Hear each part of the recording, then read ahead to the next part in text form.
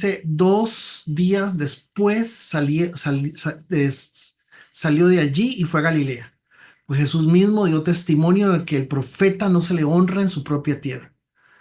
Cuando llegó a Galilea, los galileos lo recibieron, pues habían visto todas las cosas que había hecho en Jerusalén, en la fiesta, porque ellos también habían ido a la fiesta.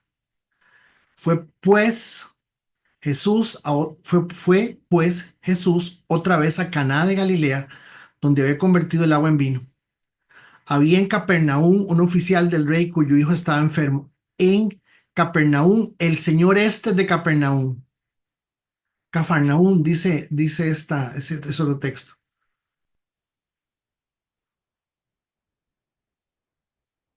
Cuando yo, aquel, cuando yo aquel que Jesús había llegado a Judea, a Galilea, fue a él y le rogó que descendiera y sanara a su hijo, que estaba a punto de morir. Entonces Jesús le dijo, si no ven señales y prodigios, ustedes no creen. El oficial del rey le dijo, Señor, desciende antes que mi hijo muera. Jesús le dijo, vete, tu hijo vive. El hombre creyó la palabra que Jesús le dijo y se fue. Cuando ya él descendía, sus siervos salieron a recibirlo y le informaron diciendo, tu hijo vive. Entonces él les preguntó a qué hora había comenzado a mejorar. Le dijeron, ayer a la hora séptima, y se le pasó la fiebre. El padre entonces entendió que aquella era la hora en que Jesús le había dicho, tu hijo, ajá, eh, tu hijo vive, y creyó él con toda su casa. Esta segunda señal hizo Jesús cuando fue de Judea a Galilea.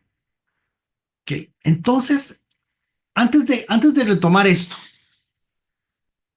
muchachos, a ver, ¿de dónde venimos? ¿De dónde venimos? Venimos de encontrarnos con un hombre súper sabio, un hombre impresionantemente preparado, con un doctorado en la mejor universidad de Jerusalén, un profesional de altísimo nivel, un experto en la ley de Dios, un experto en la Biblia, un hombre considerado, eh, el formador de formadores, un hombre que constantemente le está enseñando a la gente cómo llevar a la gente al cielo, llamado Nicodemo. De ahí venimos.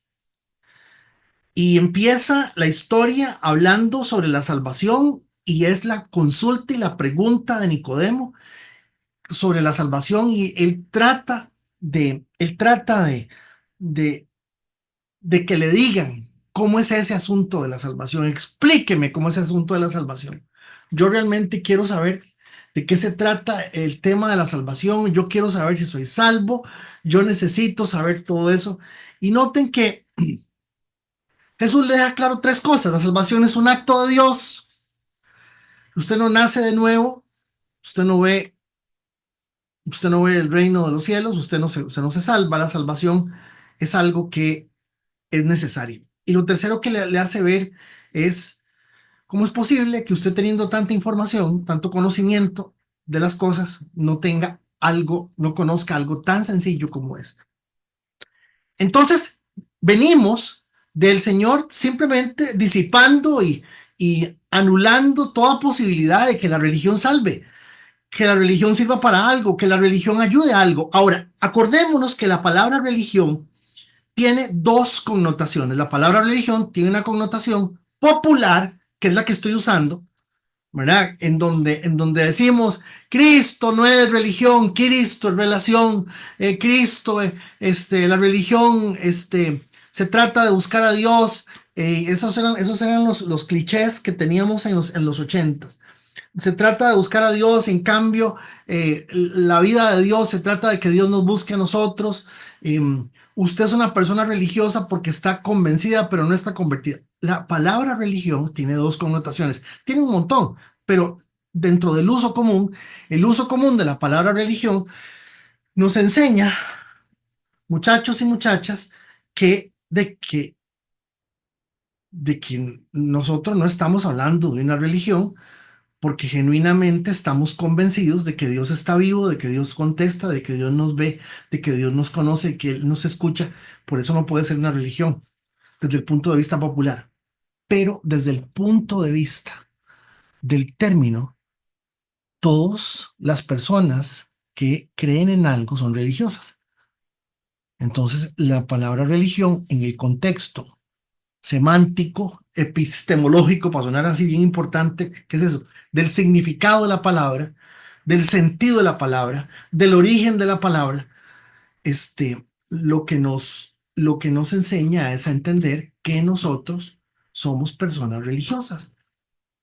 La palabra religión significa religar. Religar es afiliarse a. Y nosotros estamos afiliados al Señor Jesús. Creemos en que Él resucitó. Creemos que Él es Dios. Creemos, todo eso lo creemos. Pero el Señor le está diciendo, en el uso popular del término, la religión no sirve para nada. Usted no ha servido para nada. Y lo peor, usted está guiando gente quién sabe a dónde, porque la gente que se está perdiendo se pierde usted, se pierde la gente. Y lamentablemente, pues ese es el mensaje que hay con respecto a Nicodemo.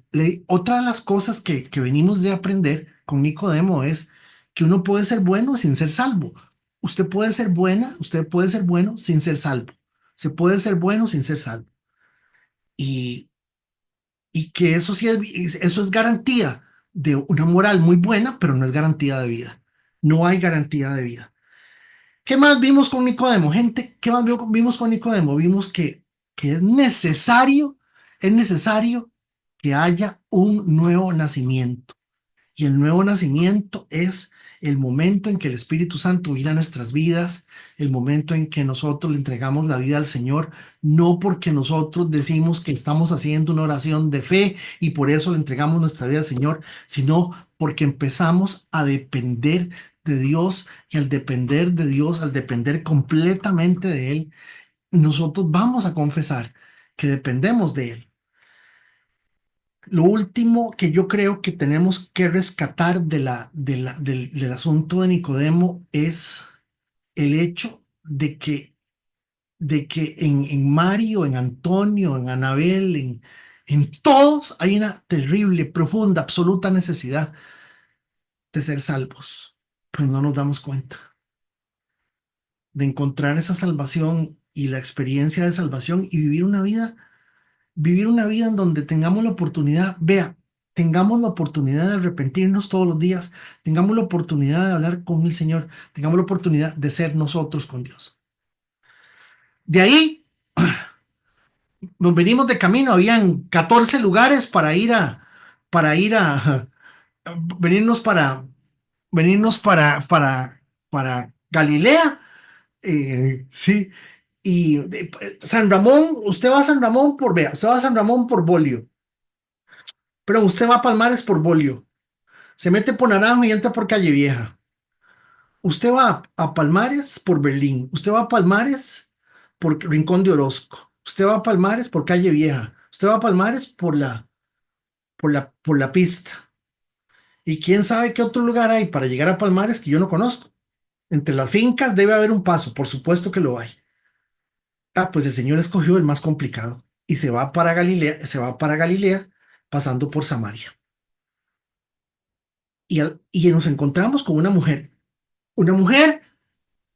No podemos hablar de que conocía nada, simplemente una mujer con todas las condiciones que usted ya sabe que hemos estudiado estos días, una mujer sumamente sencillísima, con una historia de vida que se tiende a juzgar y a decirle que era inmoral, que era un montón de cosas aquí, un montón de cosas allá, que lo era porque ellos estaban bajo la ley y al entrar bajo la ley, al estar bajo ese criterio, pues entonces se le cuestionaba el hecho de que todo lo que usted entiende. Nos encontramos una mujer que, que tiene una experiencia de salvación con el Señor, igual que Nicodemo, que el Señor no necesita convencerla de ninguna cosa a nivel intelectual, ni darle una cátedra de teología. El Señor simplemente lo que hace es hablar de su propia vida venimos de oír a una mujer que el Señor lo está diciendo, yo no puedo hacer acepción de personas y estoy aquí porque todo el mundo necesita ser salvo. Todo el mundo necesita ser salvo. Todo el mundo. Y todo el mundo va a tener que ser salvo. Pero no a todo el mundo le interesa. Porque la gente tiene su forma. Y luego tenemos que la mujer también tiene una religión. La mujer tiene su religión samaritana. Por eso se llama samaritana. La mujer también tiene su forma de ver las cosas. Y el Señor le habla y se las cuestiona, la forma en que adoran, la forma en, como, en que creen que es lo que realmente Dios les ha dicho. Entonces, vean que venimos de dos personas con una necesidad de salvación en contextos diferentes, de niveles diferentes, para que usted me entienda. Y esta mujer, la samaritana, es una mujer que nos enseña eh, que mi vida es importante, mi vida cuenta delante de Dios, que Dios está para enseñarme a entender mi vida. Entiéndala. Dice, yo sé que usted vive con cinco, ha vivido con cinco, el número seis es este, yo sé que no es su marido, pero vea, vea, vea, organicemos esto. Entienda su vida, el asunto es ese. El Señor nos enseña a entender nuestra vida. No nos interesa, algunos no, creemos que así estamos bien. ¿Por qué estamos bien? Digo, pero cuando yo veo a Drúbal y Ernesto, yo digo, estoy mejor que ellos. O Ernesto dice, estoy mejor que Federico. Y entonces hacemos una comparación a nivel horizontal. Y en esa comparación horizontal, uno ve y uno dice, hey, este, está fulano mejor que Mengano o el otro. Y esa es la forma en que usamos las cosas, vemos las cosas. ¿Qué más nos pasa con esta mujer, gente? Nos pasa que esta mujer eh, nos enseña que, que al poner nuestra vida delante del Señor, el Señor lo que quiere es que nuestra vida tenga un propósito y esa situación de la realidad que yo estoy viviendo me sirva a mí para que yo pueda de alguna forma decir algo de lo que Dios está haciendo, lo que Dios ha hecho, lo que Dios va a hacer conmigo. Y eso fue lo que pasó. La mujer pudo haberles hablado de la adoración, que mire, es que ese hombre me dijo que aquí no hay que adorar porque este es el pozo y el templo está en Jerusalén, estamos a 40 kilómetros y por lo tanto esto que estamos haciendo está mal, esto no hay que hacerlo. Pudo haber dicho eso. Ella pudo haber dicho, em, acabo de hablar con un hombre que dice que es más grande que Jacob y más grande que Abraham. Y eso sí hubiese sido un colocho, pero fue lo que les dijo, fue y les dijo, miren, vengo a hablar con un señor que está ahí en el pozo, que conoce mi vida y mi vida lo he visto. Es más, es judío, con solo les digo eso, es judío, se me acercó y hablamos. Ok, ¿qué más? ¿Qué más? Eh, Jesús nos enseñó que no hay prejuicios, ni por mujer, ni por samaritana, ni por terrible, no hay prejuicios. El Señor nos enseñó, el Señor nos enseñó que hay un plan perfecto en Él, con Él, no en nosotros, en Él, con Él.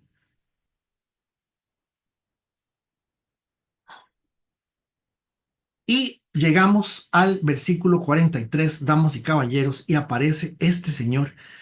Dice que es un noble que es un noble, sana al hijo de un noble. ¿Por qué un noble? Porque lo que había en la zona era una tetrarquía. ¿Qué es una tetrarquía? Bueno, una tetrarquía, lo hemos explicado ya varias veces, pero eh, Grecia, Atenas, Naranjo, Palmares, San Ramón y Esparza es demasiado grande. Entonces Rodrigo Chávez decidió nombrar a un señor que se llama Carlos Hernández Lobo y lo nombra de tetrarca. Presidentillo, para que usted me entienda, mini presidente, vicepresidente. Es que no es un vice porque el vice tiene que ver con las funciones generales, pero sí es, por decirlo así, es un presidente local, es un tetrarca. Y este señor es empleado público. 2 días después salió de allí y fue a Galilea. Este camino son 25 kilómetros. Este versiculillo de aquí, 2 días después, salió de allí y fue a Galilea, a pura pata, caminando 45, 25 kilómetros. Pues Jesús mismo dio testimonio de que al profeta no se le honra en su propia tierra. Este versículo 44 es un poco difícil de entender por la forma en que Juan lo metió. Algunos no trataban bien a Jesús cuando él les hablaba, por eso Jesús de una vez, dijo, a ningún profeta lo reciben bien en su propio pueblo. ¿Por qué está raro? Porque miren que Jesús 2 días después salió de allí y se fue ¿para dónde? Para Galilea. Y entonces, si el Señor está diciendo que a nadie lo tratan bien en su propia tierra, pero él va para su propia tierra. Entonces es interesante. Por eso es un texto que me di cuenta que hay mucha variación en lo que se piensa de ese texto, pero ya el resto del contexto nos va a ayudar a entender. Dice, cuando llegó a Galilea, los galileos lo recibieron, pues habían visto todas las cosas que se habían hecho en Jerusalén. Y claro, ya que uno entiende eh, que el Señor les está leyendo el corazón, ¿verdad? El Señor les está, cuando llegó a Galilea, los galileos lo recibieron, porque seguramente el comentario que el Señor está haciendo es, de ahí, yo siempre hago un comentario, ¿verdad? Aquí en la casa, yo digo, si Dios me regresa a mí a Guadalupe, es castigo. Yo no quiero volver a Guadalupe, para mí es castigo, yo no quiero, mi casa está en Guadalupe, este, y, pero yo no quiero, no quiero. Y entonces es un comentario así, nada bueno hay en Guadalupe. Y llega uno a Guadalupe, ay, qué dicha verte, qué bonito, qué pura vida. Se encuentra uno y uno dice, bueno, supieran. Esa expresión más o menos es lo que el Señor está tratando de mostrarnos. Cuando llegó a Galilea, los galileos lo recibieron, pues habían visto todas las cosas que había hecho en Jerusalén en la fiesta de la Pascua, porque también ellos habían ido a la fiesta. Entonces, parece ser que reciben al Señor porque saben que hacía milagros. Ese es el contexto de lo que él está tratando de entender. Fue pues Jesús otra vez a Caná de Galilea, donde había convertido el agua en vino. Seguramente fue a ver si aquellos todavía estaban casados o quién sabe qué.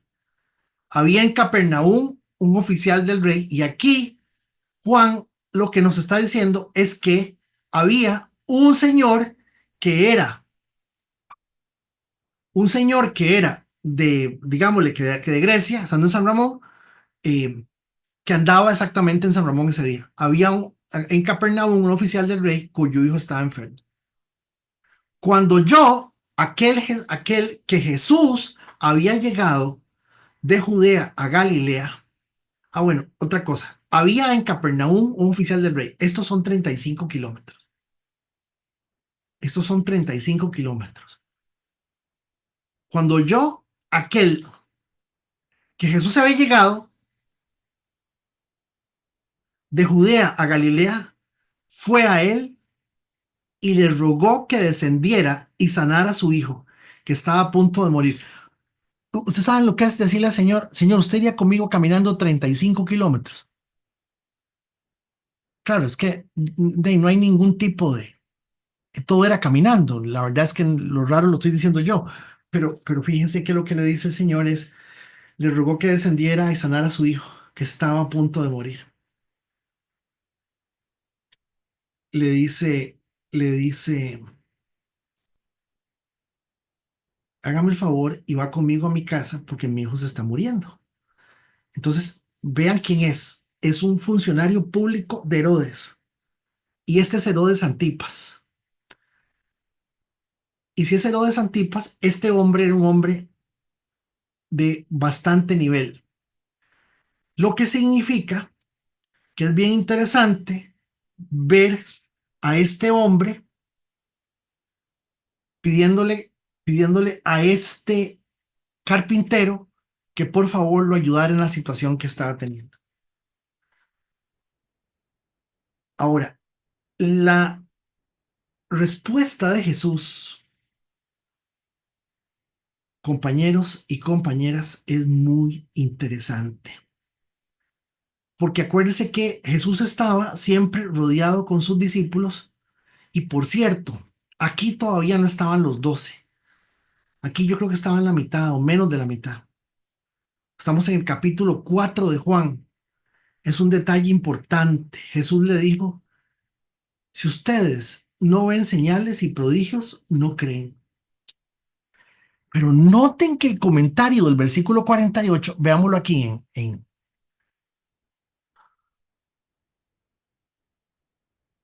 ahí lo ven, la letra está muy pequeñita. Está bien. Jesús le contestó, ¿ustedes creen que en Dios y ven señales y milagros? Ven, o sea, primero la respuesta es un hachazo, es un filazo, ¿verdad? Eh, si yo no hiciera señales, ustedes no vienen, pero yo no creo que le estuviera contestando al hombre, que le estuviera contestando al oficial. Yo creo que él le está contestando a los Galileos que lo recibieron bien y que le llenaron la cabeza a este hombre diciéndole, viera qué impresionante el vino, usted no se imagina los milagros, este hombre, bueno, fuimos a la Pascua, estaba allá, hizo milagros, mire, sanó, bueno, una autoridad impresionante, agarró una faja y le empezó a volar fajazos a todo el mundo. Esta expresión de Jesús del versículo 48, entonces Jesús le dijo, si no ven señales y prodigios, ustedes no creen. Yo creo que no tiene que ver directamente al hombre, porque el hombre le está diciendo, vamos, de una vez, vamos a mi casa para que mi hijo se sane. El Señor le contesta esta grosería, esta forma un poquillo fuerte, eh, este, esta grosera, está fuerte, pareciera que se la contesta a él, ¿verdad? Yo creo que no, le está contestando a la gente que lo está oyendo. Aquí aquí la gente no cree, aquí si no hay señales no cree, y este no ha visto nada, y este sí cree. Vean por qué. Dice, el oficial del rey le dijo, señor, vea, señor, hágame un favor, jale conmigo a mi casa antes de que el chiquito se muera. Y aquí hay algo bellísimo, como siempre, bellísimo. Hay tres milagros en la Biblia como este. Tres. Em, señor, es que vieras que mi siervo está malo, mi esclavo está enfermo, mi siervo está enfermo. Y yo quisiera que lo sanara. Le dice, "Ah, no, ya mismo llama a Pedro y le dice, Pedro, venga, vamos a ir a la casa de este hombre. Le dice, no, no, no, señor, un momentito, yo no soy digno de que entres en mi casa. Con solamente una palabra tuya mi siervo será sano. Y el Señor dice, nunca ni en Jerusalén he encontrado yo, ni en Jerusalén he encontrado yo tanta fe. Ese es el primer milagro a distancia que el Señor hace. Y también el milagro de la mujer sirofenicia. También creo que ese es el otro a distancia. Y luego está este. O este está de primero y los otros después, pero fíjense que es un milagro a distancia. Y entonces le dice algo muy, muy, yo no sé, pero yo no lo suelto. Jesús le dijo, vete, tu hijo vive. Ah, no, yo lo haga, le digo, no, no, no, no, no, un momentito, un momentito. No me está entendiendo. Usted se va conmigo. Mi chiquito, no. Por favor, vamos conmigo. Yo le pago un Uber, un taxi. Yo le pago lo que usted me pida, pero usted se va conmigo. Se póngase usted en el lugar de ese hombre por un hijo suyo, sabiendo usted que la fuente de la sanidad, la fuente de la solución para su hijo, ahí que pero es que ahí no había todavía nada, ahí no había nada. Las cosas que habían para poder sanar a una persona eran remedios súper caseros, pero no había absolutamente nada. La gente se moría de una diarrea, la gente se moría de cualquier cosa. Y el Señor le dice, vete, tu hijo vive. Ahora, dicen los que saben, esos 50. Jesús le dijo, regresa a tu casa, tu hijo vive. Dicen los que saben que el chiquillo se murió y él no sabía. Pero yo no lo suelto, hermanos. Yo no lo suelto.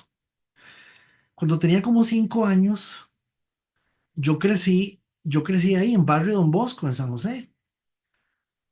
Mi mamá trabajaba en el Hospital San Juan de Dios en cirugía menor, trabaja mi mamá, no se me olvida, en el Hospital San Juan de Dios. Y mi mamá vino a alquilar una casa para ella y para mí nada más en un lugar ahí en el San Juan de Dios, cerca del San Juan de Dios. Y mi mamá me decía siempre, apréndase la dirección de la casa, de la Bastilla 200 al sur y 25 al oeste, casa 2225 mano derecha, porque por cualquier cosa. Y de verdad, yo me sabía la dirección de memoria. Y no me acuerdo qué fue lo que pasó, se me quedó la llave adentro, no me acuerdo qué fue lo que me sucedió, qué fue lo que pasó, algo me pasó. Y yo me acordé que cuando íbamos a ser mandados al mercado, el mercado central, de que estamos hablando de que era kilómetro y medio del centro de San José, de ahí, prácticamente mi casa estaba a 100 metros del hospital de niños. Me fui caminando desde mi casa hasta el mercado central como con 5 o 7 años. Yo creo que estaba como en lo que se llama ahora maternal. Me fui caminando y me encontré un policía y le dije al policía que yo necesitaba que él fuera conmigo a la casa. Y el policía no, porque es que eran otros tiempos y él no me tomaba en serio. Él pensó que mi mamá estaba en el mercado y que yo andaba perdido. Y entonces yo le dije, no, yo no estoy perdido, yo sé dónde vivo, yo vivo en la Bastilla 200 al sur y 25 al oeste, casa 2225. Pasé una hora repitiendo eso. Y, y finalmente como que me hicieron caso y ustedes saben que vino el policía y por radio contactaron a la central y la central llamó a mi mamá a San Juan de Dios y le dijeron que el chiquito, ay no, pobrecita mi mamá, que el chiquito estaba en el mercado central, perdido, y que qué hacíamos con el chiquito. Y entonces los policías de antes eran otra cosa. Y entonces el señor me dice, papito, pero mejor, usted se vino solo, sí, devuélvase. Y le digo yo, sin usted no me voy. Primero porque yo sabía que seguramente me iba a llover, ¿usted me entiende? Seguramente me iban a dar. Claro, mi mamá no era así, mi mamá estaba sumamente asustada. ¿Sabes lo que es? Que mi mamá estaba, eso era en la tarde, quiere decir que mi mamá o ya había llegado porque era la tarde. Y mi mamá tenía turno de 6 a 2. Hermanos, yo no sé cómo, pero terminé en la casa con un policía, con una patrulla y dos policías. Y mi mamá, donde me vio llegar con dos policías y una patrulla, mi mamá lloraba como una Magdalena, pobrecita, por Dios, pobrecita, mi santa madre. Yo no me solté del policía, hermanos, en una situación de crisis, uno no se suelta de la solución que tiene. Ayúdeme, o sea, y este hombre simplemente, el Señor Jesús le dijo, vete, tu hijo vive.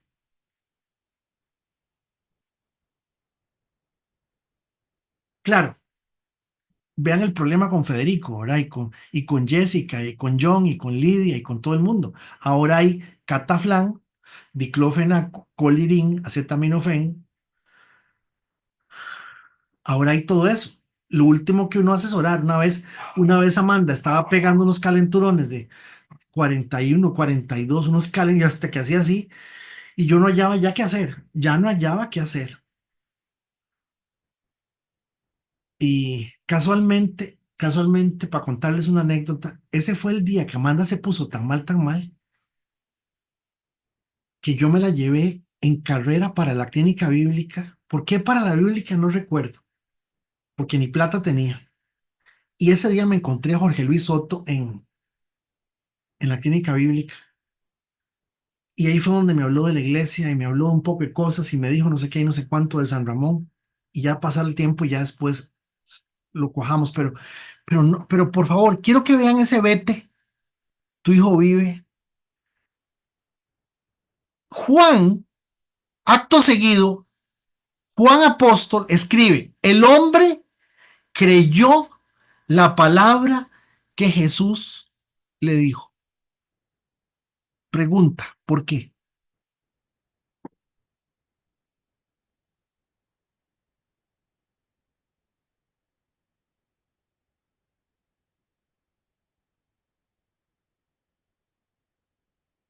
Dijo Carlos, habla porque tenés que hablar, dijo Carlos Hernández. Hable, dígame por qué. ¿Por qué este hombre creyó la palabra que Jesús le dijo?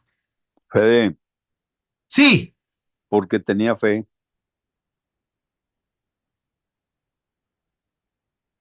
Si no, ni siquiera hubiera ido a buscar al Señor Jesús.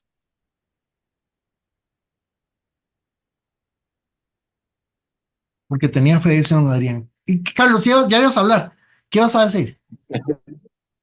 Sí, mira, obviamente uno lo que hace es tener ciertos supuestos. El hombre va a hablar con Jesús porque es el último, es lo último que puede hacer. Él está cargado de emociones, cargado de sufrimiento, etcétera, etcétera. Ya él sabía quién era Jesús. Ya él sabía, ya él conocía quién era Jesús, ¿ok? Y simplemente creyó. Voy a decir algo que ojalá no sea una herejía, pero qué más le quedaba? Luego, vean el nivel de conversación, ¿verdad? O sea, es la menor cantidad de palabras casi que uno puede decir, ¿verdad? O sea, Señor, mi hijo está enfermo, ayúdame, y Jesús le contesta inmediatamente, ¿verdad? Vete, tu hijo vive, sin mucho protocolo, sin nada. Yo creo que esas cuatro palabras son tan impactantes para alguien que está al borde de la desesperación y que sabe quién es Jesús que él cree. Lástima que nosotros no somos así, lástima que nosotros, tristemente,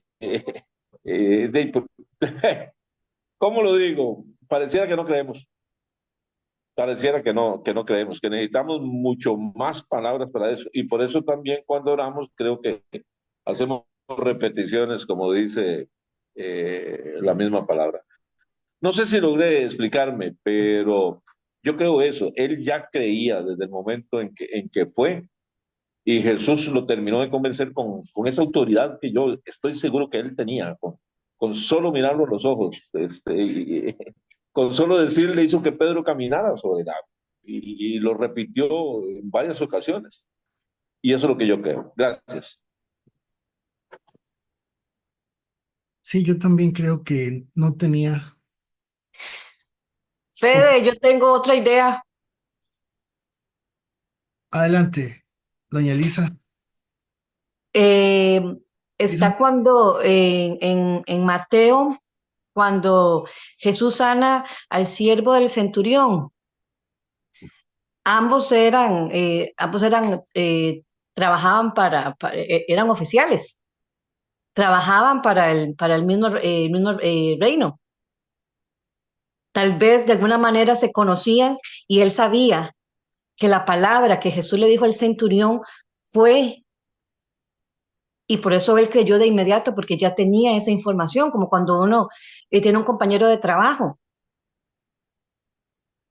y uno sabe que el jefe le hizo X cosa al compañero de trabajo, el compañero de trabajo le dice a uno y uno lo cree.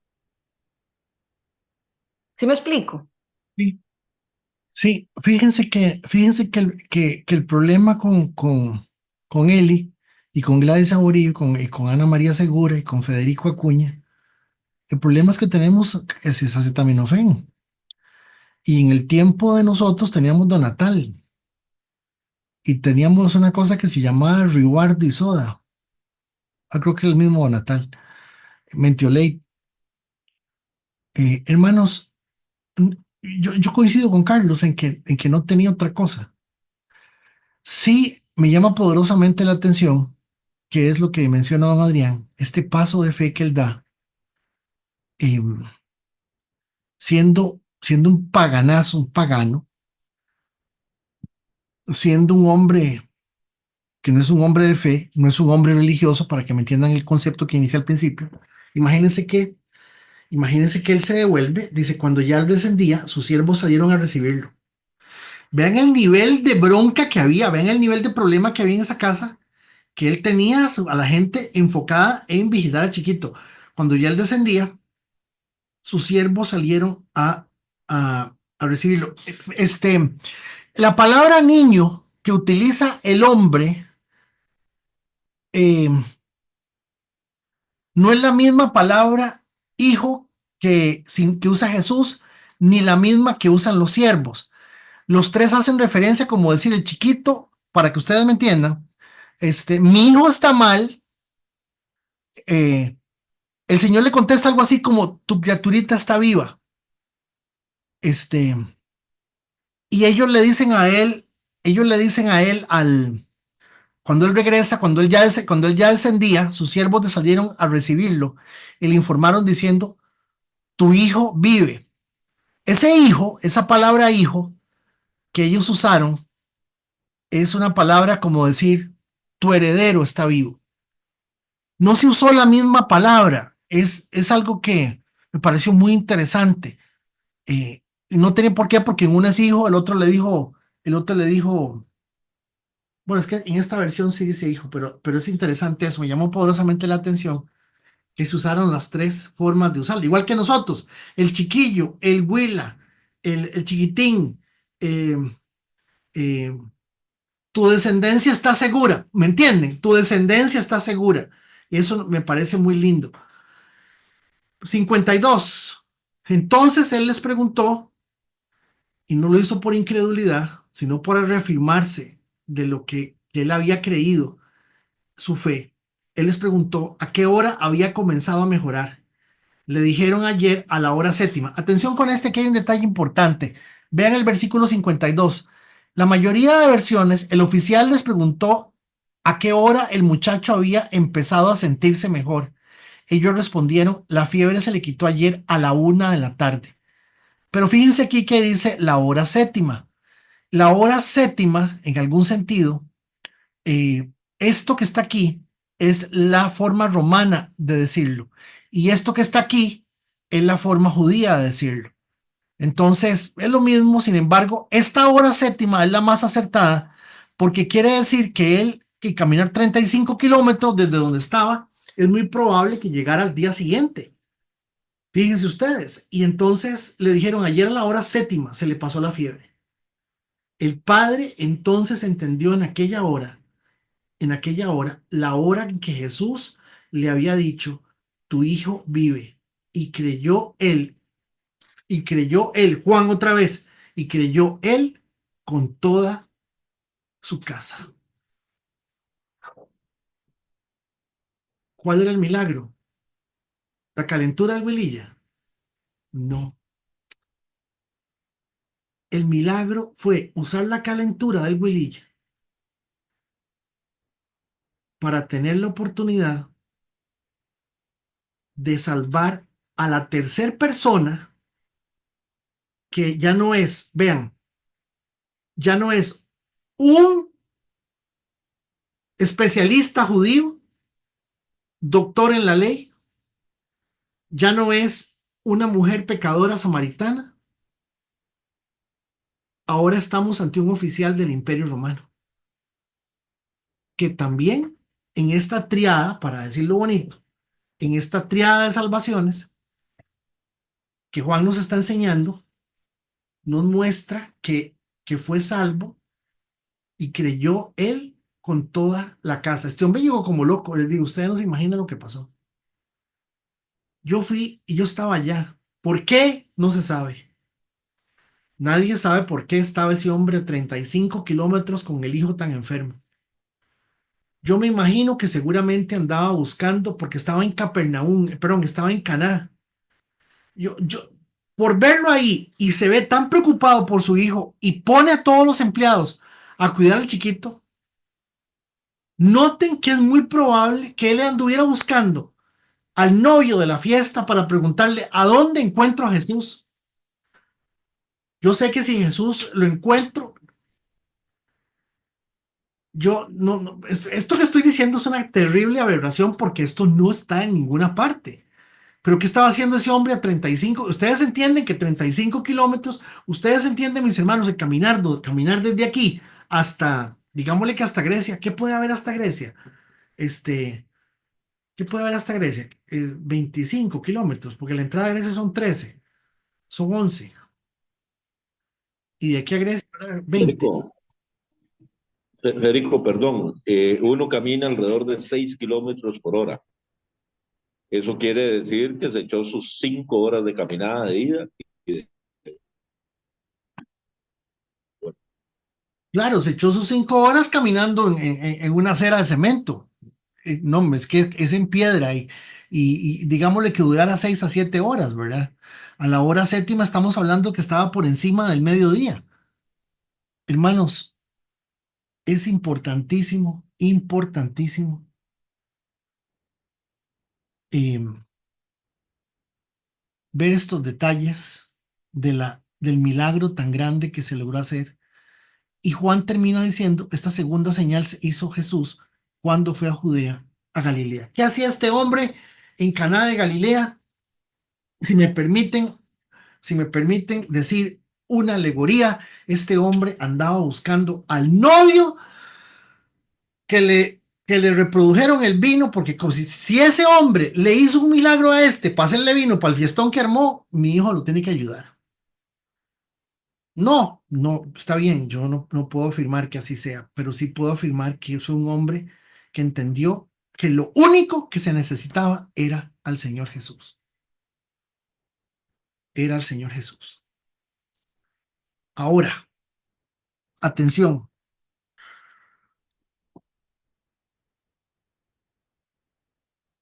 el colirín, la acetaminofén, el Aleve, eh,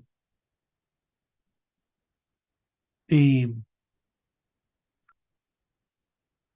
y el montón de medicinas que hay no son del diablo. No son del diablo, hermanos.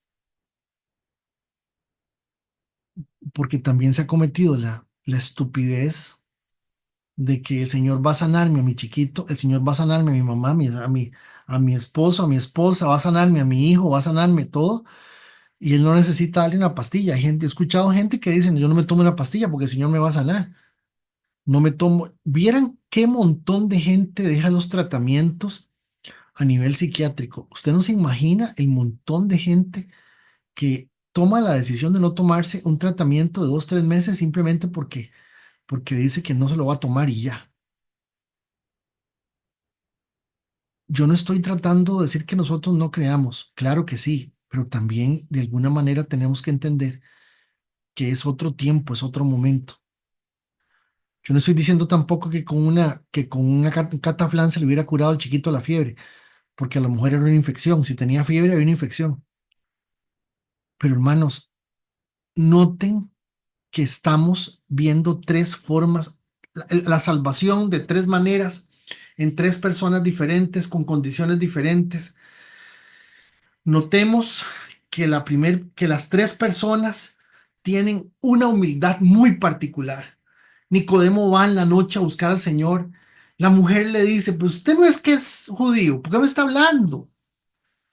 Ustedes no nos hablan y usted está diciendo que usted no solamente, usted, aparte de eso, usted está diciendo que usted es el Mesías. Vean qué humildad de disponerse a las cosas. Vean este hombre. Y yo creo que este es el cierre de hecho lo es el cierre del capítulo, ¿lo ven? El cierre del capítulo 4. ¿Qué piensan?